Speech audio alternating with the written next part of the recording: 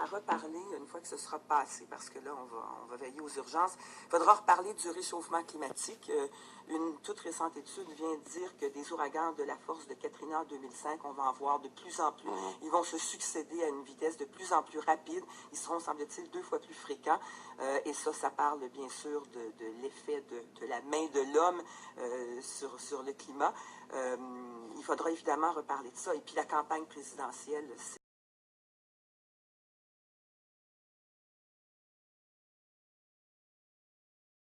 Et pour se le faire confirmer, on va rejoindre Rénal Duberger, qui est scientifique, professeur à l'Université de Chicoutimi et sismologue. Bonjour, Monsieur Duberger. Bonjour, comment ça va? Très bien, vous-même. Ça va bien. Bon, dites-moi, est-ce que l'ouragan Sandy est dû au réchauffement de la planète causé par l'homme? Non. Ben là, c'est pas ça qu'on se fait dire. Là. Non, et un non très, très fort. Qu'est-ce qui se passe? Cette accusation qu'on fait à l'égard de l'homme, qui soit disant responsable de toutes les plaies climatologiques et écologiques de la planète, il faut que ça cesse, ça. C'est l'hypothèse alarmiste. C'est un mythe. Autrement dit, est-ce que les événements climatiques extrêmes sont de plus en plus fréquents et de plus en plus sévères? La réponse est non. Et les données scientifiques sont là pour le prouver.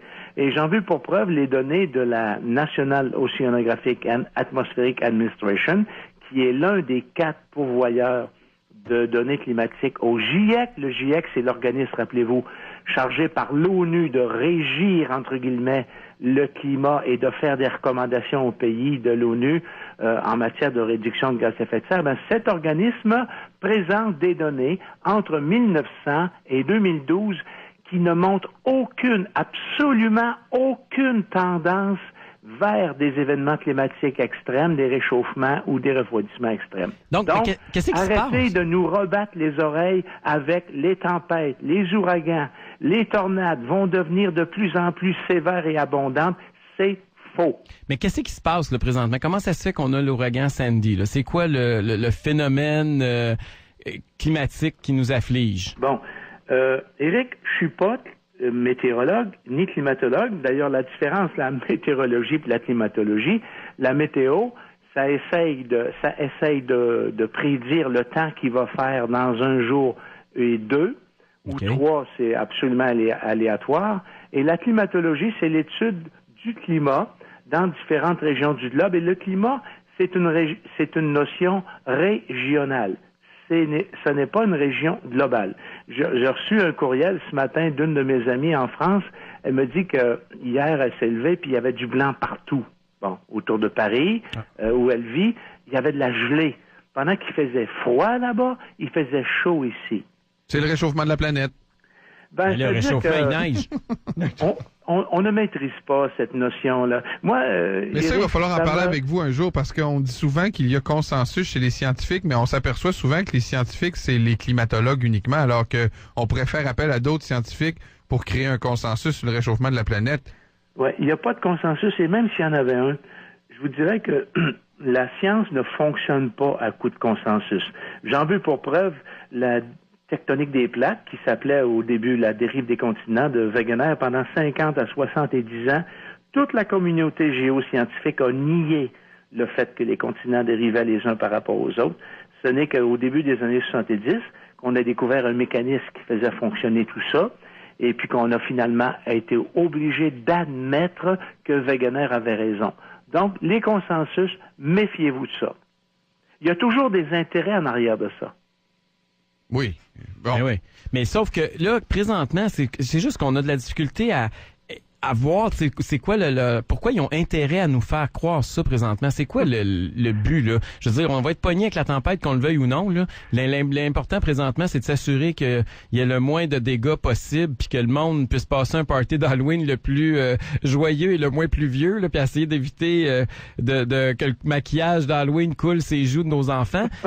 Ouais. Mais il me semble que c'est plus important. L'intérêt derrière ça, il est multiple. D'abord, il est d'un intérêt politique. Les politiques ont intérêt à faire croire aux gens qu'ils ont un pouvoir sur la planète, qui peuvent la refroidir ou la réchauffer.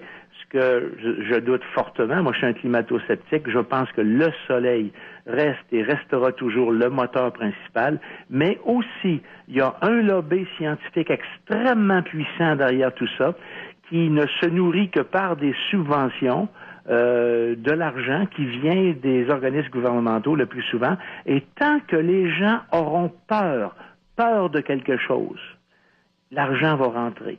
Mais à partir du moment où il n'y a plus de peur, puis qu'on dit que bon, c'est la planète, c'est des phénomènes naturels comme ceux qui ont toujours eu cours au cours des ères géologiques, ben là, à ce moment-là, l'argent rentre plus, là.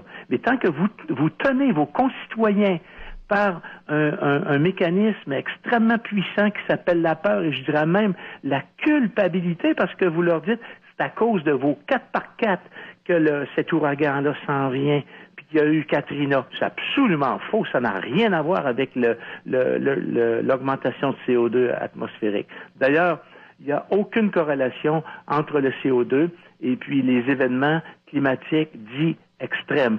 Le fameux Dust Bowl qui a eu lieu dans les années 30 aux États-Unis est un phénomène climatique extrême, et à cette époque-là, l'homme n'émettait que très peu de gaz à effet de serre. Donc, en résumé, on va en avoir d'autres catastrophes, mais c'est peut-être pas à cause de nous autres tout le temps. C'est à cause de la nature. C'est ma nature qui nous fait des surprises. C'est ça. Ben, merci beaucoup, Rénal. À bientôt. Merci, Rénal Duberger. Au plaisir. Rénal Bye-bye. Duberger, qui est sismologue et scientifique. Géophysicien. Et qui était enseignant à l'université de Chicoutimi. Donc, c'est vrai que moi, là, j'ai tout de suite vu, tu sais, j'ai regardé, c'est sûr qu'il va y avoir des accusations sur le réchauffement de la planète. Sûr. Puis comme de fait, tu as vu ça apparaître. Toute la fin de semaine. OK, après la pause, on revient.